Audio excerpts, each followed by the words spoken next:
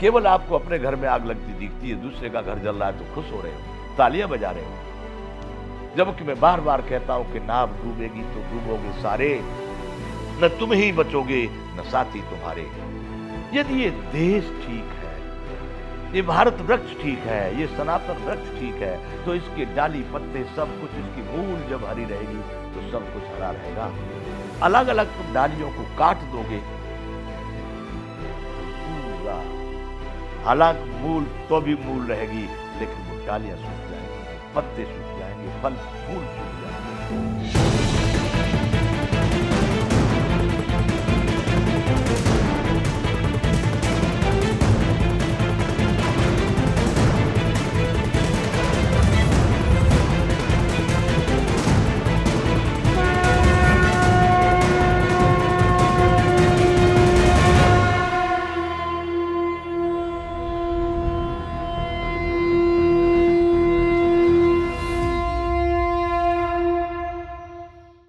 जय विश्व बंधु। बंधुओं, इस भारत की कथा में हम चिंतन कर रहे थे, एक घटना में बता रहा था जो मेरे जीवन की मेरे सामने घटी, जो मैं उसमें भागीदार था, उसको मैं बता रहा था कि एक संप्रदाय का कार्यक्रम चल रहा था।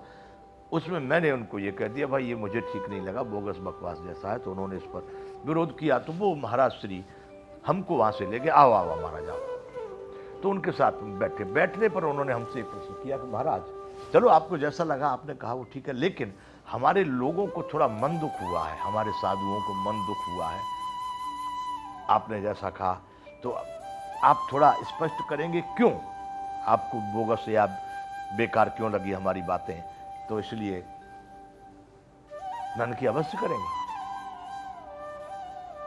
उन्होंने भी बड़े प्रेम से ही कहा और हमने भी उसी भाषा में उनको बड़े प्रेम से कहा कि मैंने कहा महाराज श्री, मुझे आप जैसे लोगों को देखकर मेरे मन में कुछ दूसरे विचार उत्पन्न होते हैं।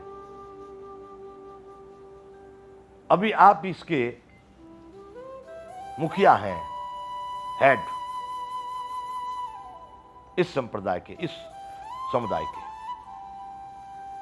और आप ये बोल रहे थे कि हमारे समुदाय में ऐसे टुकड़े हो गए, हमारे समुदाय में ये विभाग पड़ गए, हमारे समुदाय में ऐसा हो गया, तो ये बड़ा घातक है, बहुत हानिकारक है, ये अच्छा नहीं है मानवता के लिए, समाज के लिए। बोले हाँ हाँ हाँ, मैं बोल रहा था, मैंने कहा था और ठीक कह रहा था, मैं ऐसा हो रहा है इसलिए कह रहा था।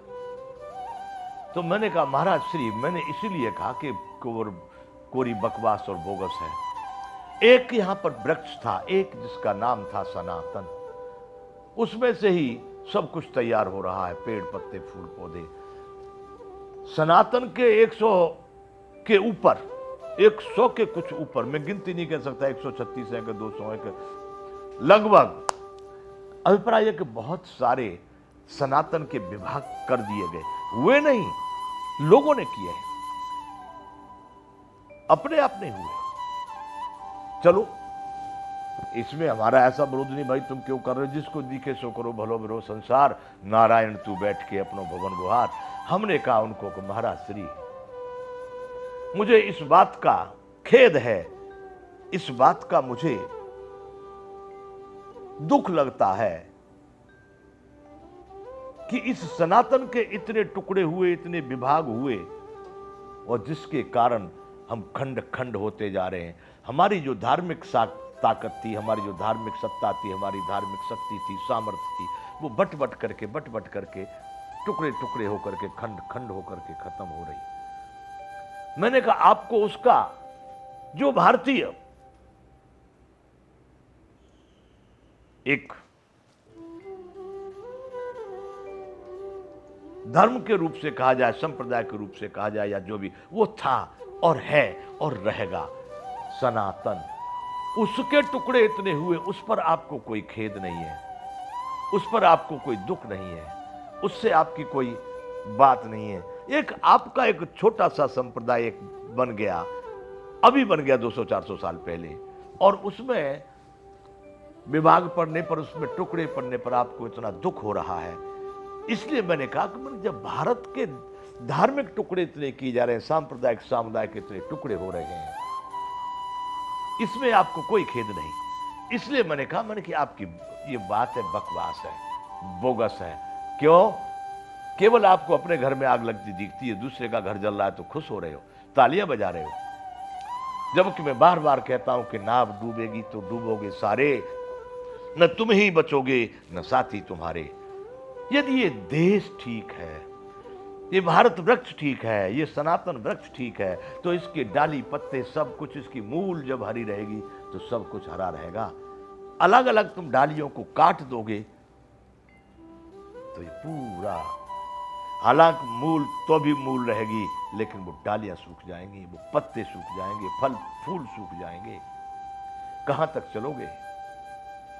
तो बंधुओं, इस घटना को बताने का मेरा अभिप्राय यह है कि मेरा मानना है कि भारत में ये जो सांप्रदायिक और सामुदायिक और धार्मिक ये जो टुकड़े किए जा रहे हैं, बनाए जा रहे हैं अपने अपने, मैं गोस्वामी जी तुलसीदास की विरचित रामचरितमानस को पढ़ा हूं, ठीक ढंग से पढ़ा हूं, पर मैं ये नहीं कहता कि मैं उसमें सर्वश्रेष्ठ हूं। मुझे जहां जहां उसके कुछ वाक्य याद आ जाते वो मैं इसमें जोड़ दिया करता हूं अपनी बातों में। मुझे बहुत अच्छा, मेरा सबसे प्रिय ग्रंथ यदि कोई पूछे तो मैं कहता हूं श्री रामचरितमानस, तुलसीदास विरचित। उसमें गोस्वामी जी लिख गए कि कल मल ग्रसे धर्म सब, लुप्त भये सदग्रंथ, दम्भिन निज मते कल्प कर, प्रगट किए बहुपंथ। बंधुओं, इस दोहा का अर्थ है कि कली की गंदगी ने सारे जो धर्म के जो अंग थे उनको ग्रस लिया, खा लिया। कल मल ग्रसे धर्म सब, लुप्त भये सदग्रंथ। सदग्रंथों का तो लोग आचरण छोड़ दिए, भूल गए हो तो कुछ नहीं, पर दम्भी उनको योग्य नहीं कहा।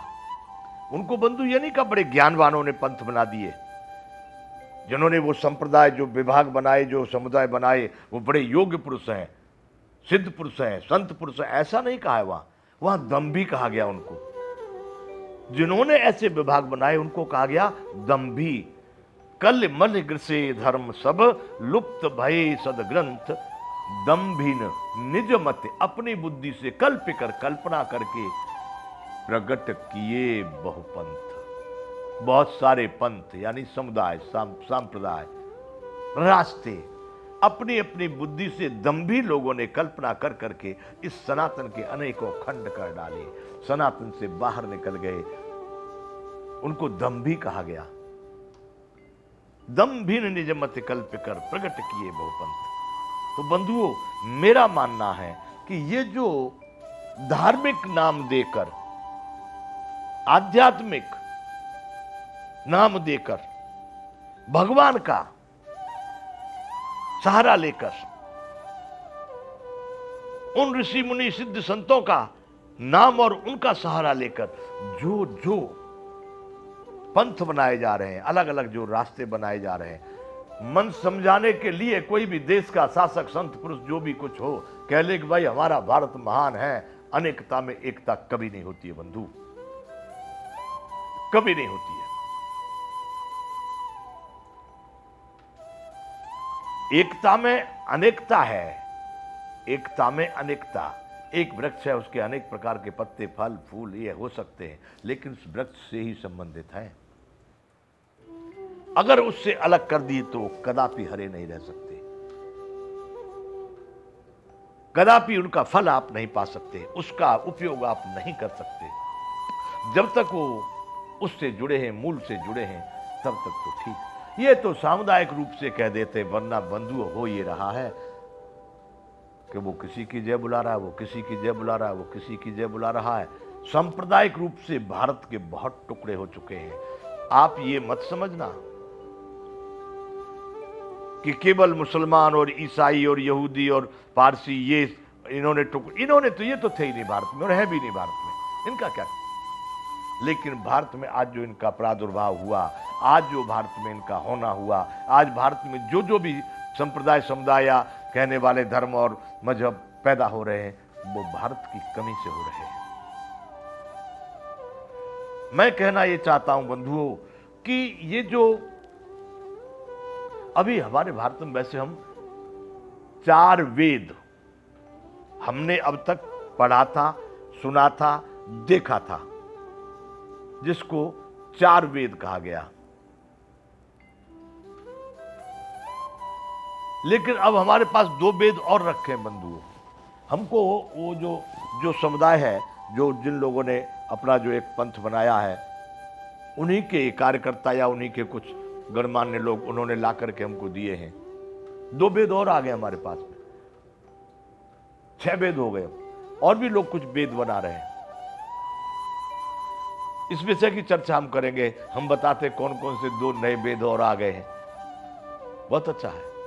जय विश्व बंधु।